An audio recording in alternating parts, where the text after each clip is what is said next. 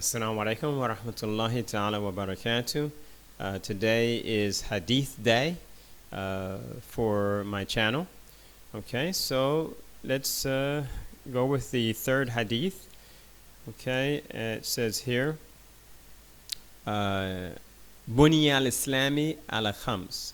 Buni al-Islamu ala khams. Buni al-Islamu ala khams. Which means what?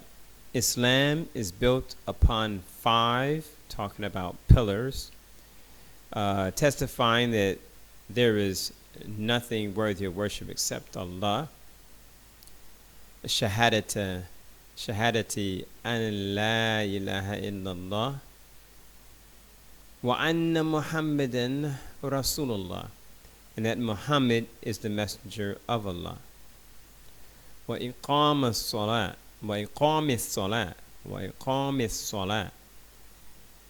and the establishment of the salah, the establishment of the prayers. وإيتاء الزكاة, and the giving of the obligatory charity for those who have a certain amount of wealth, and given to those who are poor. وحج البيت, and Hajj to the house of Allah, the Bayt Allah, the house of Allah, the first house of worship, the first masjid, the first house of worship of the one God, Allah subhanahu wa ta'ala. وصوم Ramadan, and fasting in the month of Ramadan. Okay, I think this hadith is pretty clear, but we do need to reflect on the fact that the meaning of Islam is actually something that meets the criteria for all of the prophets that came, all the prophets of the Bible, all the prophets of the Torah, the Injil, the Torah, and the Gospel. So based on that, you can see how every prophet was a Muslim, and every follower of those prophets were Muslims.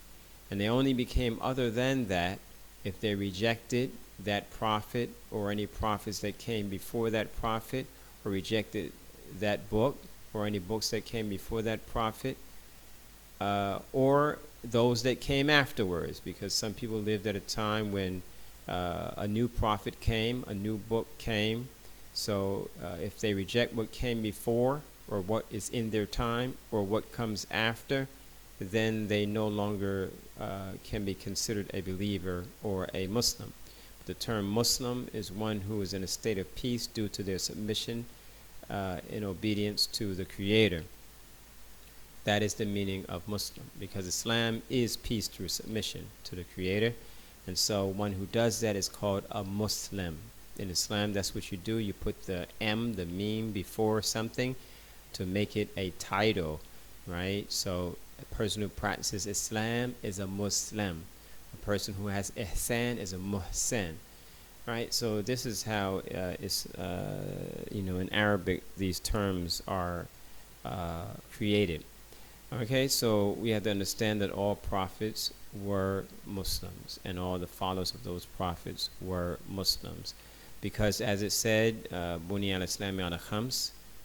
Okay, so in terms of testifying that there's no deity, shahadati an la ilaha illallah, that there is nothing worthy of worship except Allah. Every prophet believed that. Every prophet stated that. And every follower of that prophet testified to that.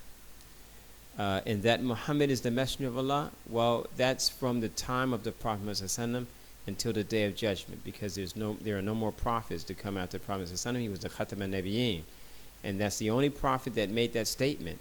So that shows you, that there were other prophets to come after the others. Moses never said that he was the last prophet. Jesus never said that he was the last prophet.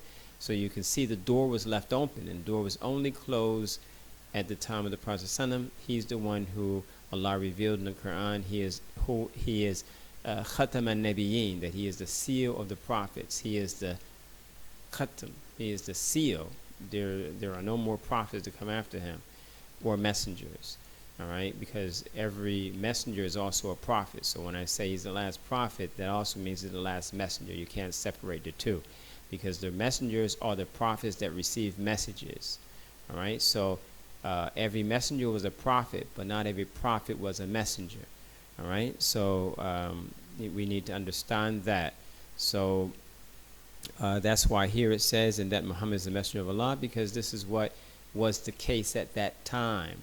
But during the time of Jesus, then it would be La ilaha illallah or Isa Rasulullah, right? The messenger and the prophet of Allah. And the same thing with Moses. So the Shahada bore the title of that, prophet or messenger at that time, and all of those that came before, of the messengers and of the prophets that came before. So that statement is an inclusion of the prophet that came during that time, not an isolation of the prophets that came before. All right, so that is the first pillar of Islam. And then after that, to pray, and every prophet prayed, and all the followers of those prophets prayed.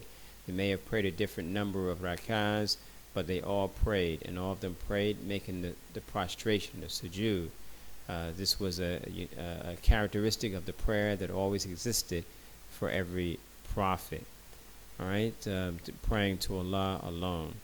And then giving charity. Charity was something that was done by all prophets and messengers and their followers. And making pilgrimage to the house, to the Bayt, to the masjid, the first house built for the worship of Allah subhanahu wa ta'ala. This was something that Abraham was told to do, and he gave a call to everyone to do. Okay, during his lifetime, and that call continued to spread from prophet to prophet all the way until this time, in fact. So the Kaaba, that first house of worship that was built, many say that it was actually built by Adam, and then with the flood of Noah that it was knocked down, and that the foundation was still considered the place of worship, and it was rebuilt. The foundation, the house was rebuilt upon the original foundation by Abraham and his son. And of course, during the time of Prophet Muhammad, they also had to strengthen the walls of the Kaaba as well. So we're talking about the place in Mecca, which was also called Becca in the Bible and in the Qur'an, that this was the place of the Kaaba. So it wasn't new. Going there for Hajj, going there for pilgrimage, wasn't new with the Prophet ﷺ.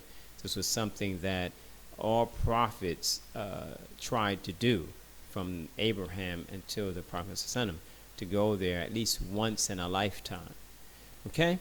All right. And so that concludes our Hadith reading for today. And tomorrow should be for the Seerah, for the history, inshallah. Assalamu alaikum.